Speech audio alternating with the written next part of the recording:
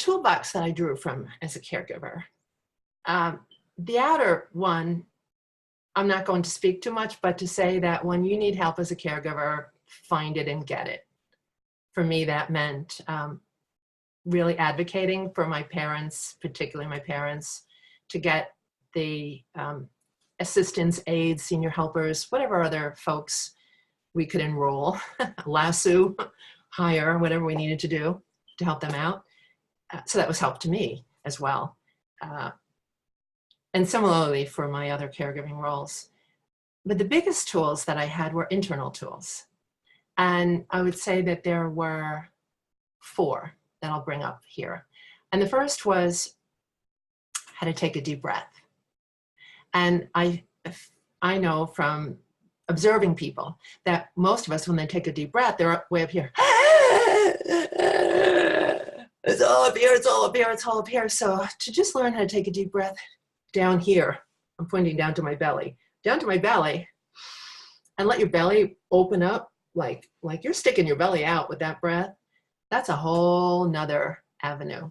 So deep breathing is probably my biggest tool.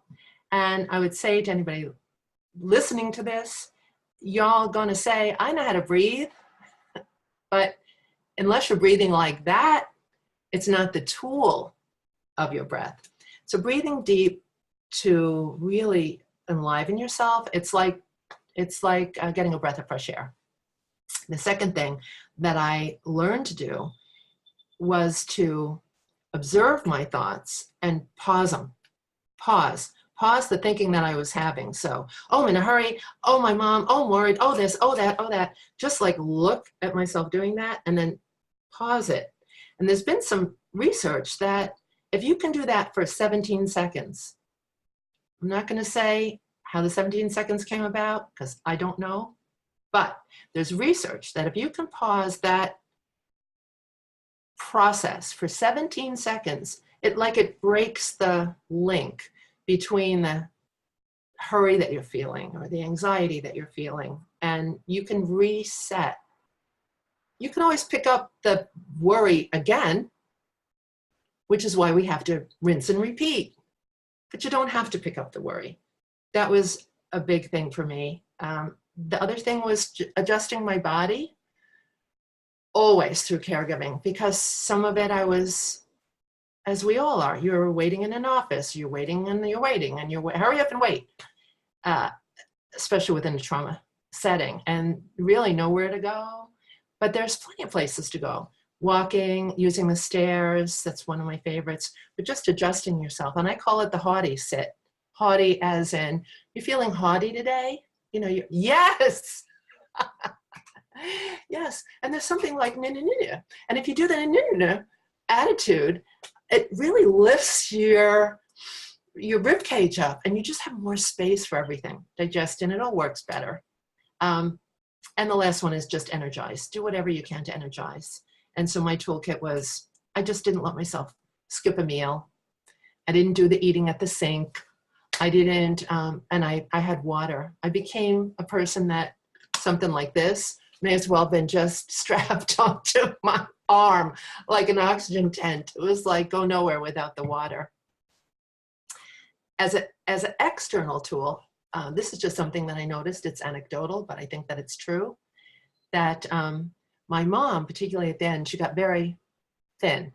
So she was a slight person. I'm guessing that a person that tiny, like whatever water hydration she had was precious, because she was just so little, like a little stick.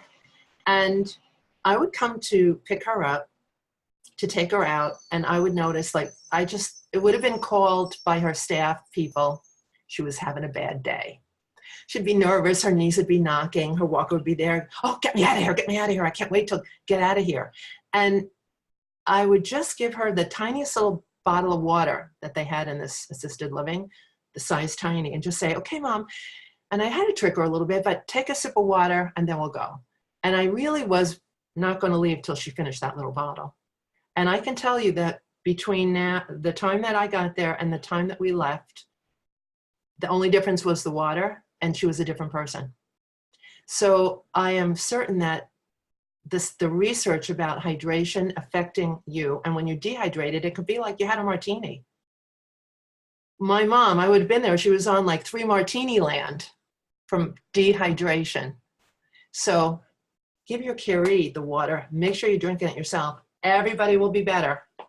Those are my tools. When I was in the throes of caregiving, which of course, as we've already established, have many different stages and ages, but I would say that the throes of it was the demands outranked the other things that maybe might have been on my agenda if the demands weren't that high. So when I was in Colorado, the demands were high as my parents aged and got more needy. And I was fulfilling more of those needs. The demands were high. And the biggest thing that I would say, there's a saying in Aikido, which is a Japanese martial art, that I'm going to connect the dots here, is go in the direction of the fall. Go in the direction of the fall. If your opponent is pushing you this way, you want to fall back that way. That's different than that, right? This is all kinds of, I'm going to fight this, I'm going to fight this. Going in the direction of the fall when you know how to fall, and then you can maybe fall backwards and you can get back up again, is a skill. I'm explaining it in that way, but I went in the direction of the fall a lot. If I thought I had A on my plate that day and it wound up being B, I went with B. Saves you a lot of trouble. My days off from caregiving almost always involve being social, which I have a lot of love for because I love people. And then I have a kind of a tolerance for. I put any bookends around that because I need to go back to my own little private Idaho, meditate or read. And in both those ways, nature is probably my best friend. So I will find it no matter where it is. It could be go to somebody's backyard and sit still, or that would be a small, but I'll try to find a walk somewhere, or just a walk or a preserve or a sanctuary. They're all over. Or literally go out, and I'm a camper hiker person. That was my highest ideal, is go be somewhere under the stars.